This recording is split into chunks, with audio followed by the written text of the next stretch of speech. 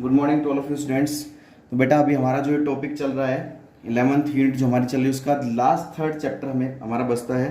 अब तक हमने देखा था फर्स्ट और सेकंड चैप्टर, इसके दो चैप्टर हमने पढ़े थे, हमारे अच्छे से कवर हो गए हैं। मैंने बहुत डीपली और बहुत अच्छे से समझाया है, चाहे थोड़ा समय ज़रूर लगा है, लेकिन हमारा जो ये कंसेप्ट हुआ है बहुत अच्छे से हुआ है।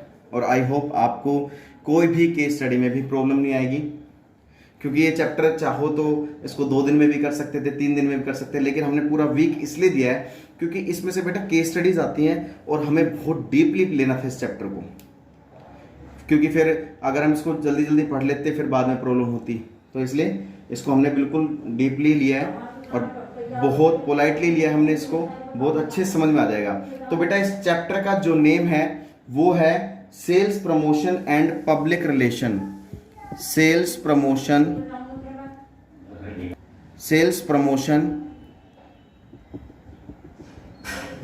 And public relation.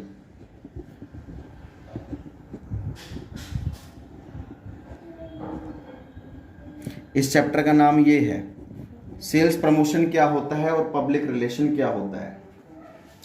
देखो सेल्स प्रमोशन क्या होता है। Sales promotion refers to all those activities other than advertising. देखो सेल्स प्रमोशन रेफर्स टू, कहने का मतलब क्या है, it refers to all those activities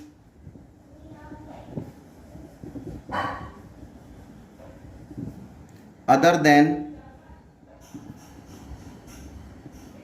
advertisement. देखो इसने एक बहुत अच्छा साधन दे दिया, other than advertisement, personal selling and publicity which are undertaken for the purpose of increasing the sales like sale promotion.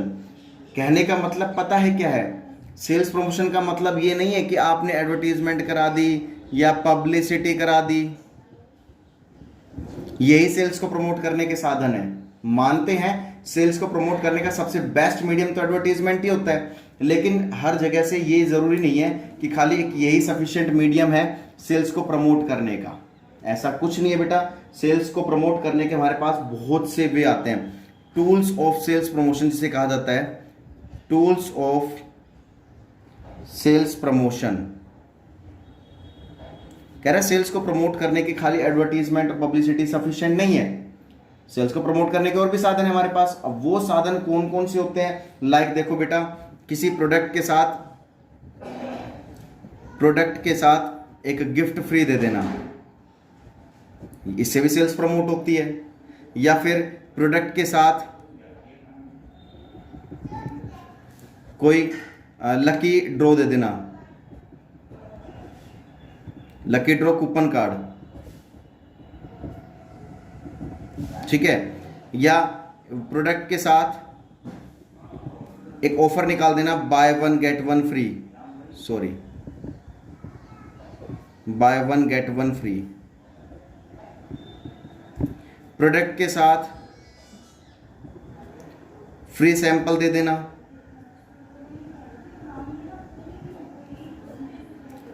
ठीक है। तो कहने का मतलब क्या है कि बहुत से हमारे पास टूल्स होते हैं जिससे कि सेल्स को इजीली प्रमोट किया जा सकता है। जरूरी नहीं है कि एडवर्टीजमेंट और पब्लिसिटी से सेल्स प्रमोट होती है। अगर आप किसी कस्टमर को एक प्रोडक्ट के साथ गिफ्ट फ्री देते हो, जैसे ऑफर नहीं निकालते, डिस्काउंट देते हो, तो उससे क्या होता है कि भाई हमारी सेल्स प्रमोट होती है, कस्टमर अट्रैक्ट होता है। लकी ड्रॉ दे देते हो, कूपन कार्ड दे देते हो, by one get one free का ऑफर निकाल देते हो, तो इससे क्या होता है, सेल्स को प्रमोट किया जा सकता है, ठीक है। तो कहने का मतलब क्या है, sales promotion is no longer a fashion.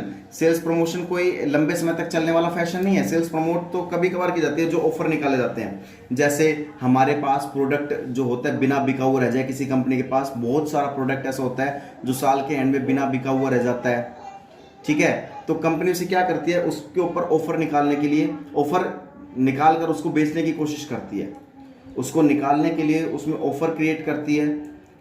देखिए जब कंपनी के पास साल के एंड में बहुत सारा प्रोडक्ट ऐसा होता है जो बिना बिका हुआ रह जाता है, बिना बिका रह जाता है, तो कंपनी उस पर ऑफर निकालने स्टार्ट कर देती है, क्योंकि सबसे पहले उसको पुराने वाले प्रोडक्ट को निकालने की कोशिश करती है अब वो ऑफर टूल्स, किसी भी टूल्स को वो अपना सकती है, ठीक है, चाहे वो गिफ्ट वाला टूल्स हो, चाहे लकी ड्रॉ वाला टूल्स हो, चाहे फिर वो by one get one free वाला टूल्स हो, चाहे डिस्काउंट वाला टूल्स हो, चाहे ऐसा फ्री सैम्पलिंग वाला टूल्स हो।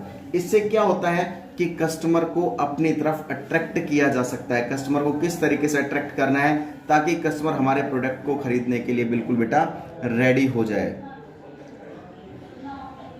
तो ये बात आपको समझ में आ गई होगी। ये होता है हमारा सेल्स प्रमोशन, कि सेल्स को प्रमोट किस तरीके से किया जा सकता है। ये बात समझ में आ गई आपको। अब बात करेंगे पब्लिक रिलेशन की। पब्लिक रिलेशन बहुत अच्छा टॉपिक है। It refers to that non sales communication which a business has with a various audience. It refers to that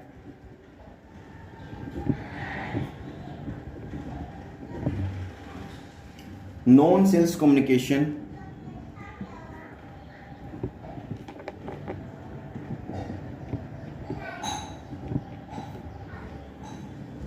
which a business has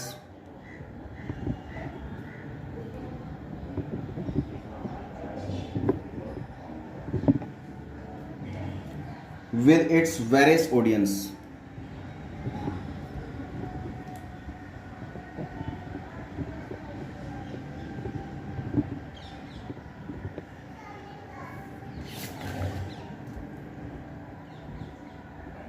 तो कहने का मतलब देखिए यहां पर क्या है, पब्लिक रिलेशन वो रिलेशन होता है जहां पर ये नॉन सेल कम्युनिकेशन होता है। यहां पर बातचीत तो की जाती है ऑडियंस से, लेकिन सेल पर्पस से नहीं की जाती है।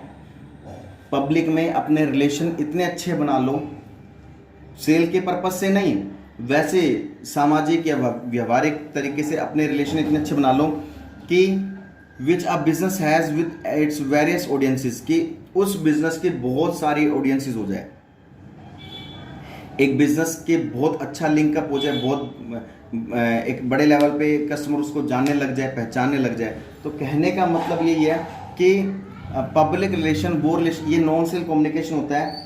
और यहाँ पर एक सेल को लेकर, किसी प्रोडक्ट को लेकर बातचीत नहीं की जाती है ऑडियंस से। यहाँ पर खाली अपना व्यवहार बनाया जाता है, अपना लिंक बनाया जाता है ताकि हमारे ऑडियंस ज़्यादा से ज़्यादा बन जाए। ये बात समझ में आ गई होगी आपको। तो कहने का मतलब यही है बेटा। और मैं आपको एक चीज़ बता देता हूँ कि इन मॉडर्न डेज, आज के मॉडर्न ज़माने में public relation have become an important marketing function. Marketing का सबसे इंपॉर्टेंट फंक्शन बनता चला जा रहा है ये पब्लिक रिलेशन, क्योंकि पब्लिक रिलेशन मार्केटिंग के लिए बहुत ज़रूरी है। क्योंकि पब्लिक से अगर हमारा रिलेशन अच्छा होगा, हमारे टाइप अच्छे होंगे, हमारा लिंक अच्छा होगा, तो वो हमारे, ये समझ लो हमारे कस्टमर बढ़ते चले जाएंगे। By public relation we means the relation of an organisation with the public. यहां पर पब्लिक रिलेशन में जो रिलेशन बनाया जाएगा वो किससे रिलेशन बनाया जाता है? पब्लिक से। To secure a good public image of the company is the basic objective of the public relation, and these things create a favorable atmosphere for running business। एक बिजनेस के एटमॉस्फेयर को बढ़ाने के लिए, बिजनेस को smoothly run करने के लिए हमें किसकी जरूरत होती है? पब्लिक रिलेशन की हमें जरूरत होती है। एक बात और ध्यान रखना, बिजनेस को जब भी स्टार्ट किया जाता है वो कस्टमर्स को ध्यान में रखकर बिजनेस स्टार्ट किया जाता है। पहले मार्केट में रिसर्च किया जाता है कि कस्टमर किस तरह के कस्टमर हैं, उनका लिविंग स्टैंडर्ड क्या है, उनका इनकम लेवल क्या है, वो किस तरह के प्रोडक्ट की डिमांड करते हैं, कितने प्राइस तक की प्रोडक्ट की डिमांड करते हैं, उनका इंटरेस्ट क्या है, उनका फैशन क्या है, उनका टेस्ट क्या है। इन सब बातों को कंपनी ध्यान में रखते हुए उस प्रोडक्ट को मैन्युफैक्चर करती है ताकि कस्टमर ज़्यादा से ज़्यादा उस प्रोडक्ट को खरीद सके। तो बेटा ये टॉपिक था, आपको अच्छे से पढ़ना है। बाकी नेक्स्ट वीडियो में फिर नेक्स्ट टॉपिक लेके चलेंगे। तब तक के लिए बेटा सेफ रहिए, सुरक्षित रहिए। जय हिंद, जय भारत।